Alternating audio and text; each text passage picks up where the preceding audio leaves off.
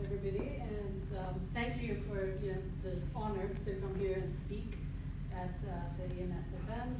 I'm also honored to be speaking along with all of the wonderful women here that I've got to meet some, and others I'm looking to hear from you, as to what you're doing. So my name is Shraddha Kharel Pandey. I live here in Fairfax Station. My husband's here, Steve, over there. And I also have a 22-year-old son who lives at home with my dog. I still love dogs too. So I was invited. Institute invited me. He invited me to speak about what I do and a little bit about my organization. So I work for the International City County Management Association. It's an association of local government practitioners, meaning the members are the professional city managers, assistant city managers, and the organization kind of believes in professional management of cities, right? So really the council manager form of government. So the council's elected, and then you have a professional that knows how to run the city and runs the city. And so that's sort of what my organization believes. I've worked there for 20 years. So that's kind of professionally grew up there, so to speak, after college in Minnesota and Kentucky. And so we moved here for my job. Been here for 20 years, love the Northern Virginia, DC area. So fortunately, I think my master's focus, and even like growing up in Nepal, I always, I think it sort of occurred to me early on, like how important good governance was. And sort of mostly through the absence of it, like growing up, there were so many issues, and even as a child, I think that always stuck with me. And so when I had to pick my master's subject, I said, okay, I want to focus on good governance. And so, luckily for me, even before I completed my master's, I got a job at an organization who believes in good governance at the local level. All right, so local governance. And so that's how I started at ICMA, and just professionally, I used to, first I just program management, sort of entry level, and then for like the 10 years, I led our Asia portfolio. So I led strategy, program, implementation, business development for Asia, and now I'm currently in the role where I lead all of our global consulting, so all of the global projects.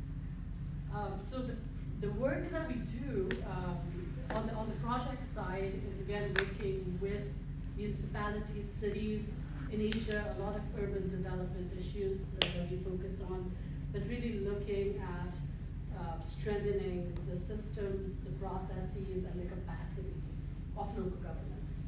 And both in terms of like institutional systems, but also service delivery, and most importantly, kind of building responsible, accountable governance, and along with community engagement. So we do a lot of work in Southeast Asia, which I'm kind of proud of. I kind of built that portfolio for the organization. A lot of our projects are funded. We don't have a lot of like internal funding per se. There's a little bit which we kind of do, and I'll talk about that later. We do seek funding from mostly U.S. government agencies, USAID, the State Department, and sometimes the World Bank gets some multilateral stuff.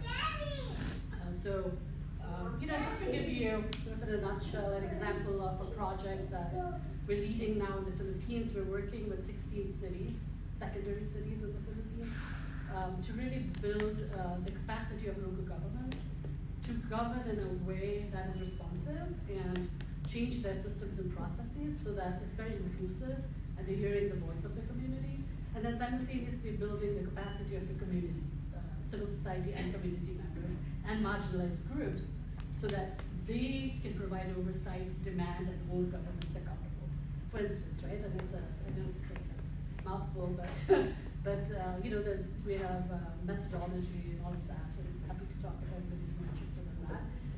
So there's that, and sometimes we do climate change adaptation projects, that are just focused on strengthening local governments to manage in a way that they're keeping in, kind of mind adaptation issues, local economic development and just basic service delivery and such. So on the other hand, though, as an association that really believes in strengthening communities through professional management, we also support local government associations worldwide. So we have affiliations. So as far as Nepal goes, and I've worked here 20 years, I've really tried really hard to actually be able to, competitively win a project in Nepal, and I've led it, but unfortunately, it never happened, for the organization for various reasons. However, we do support MUAN, the Municipal Association of Nepal, and similarly, we support local government associations worldwide.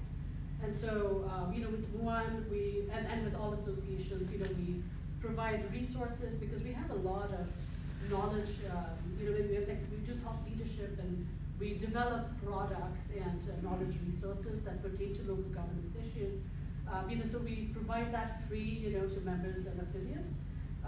So we've worked closely, and so when I first started at ICMA, I think it was soon after 2006-07, I signed and I had the organization sign an affiliation with MUAN and the municipal associations, and ever since then they've always attended. We pay for them to, not the ticket but everything else, to come here every year annually to the ICMA conference.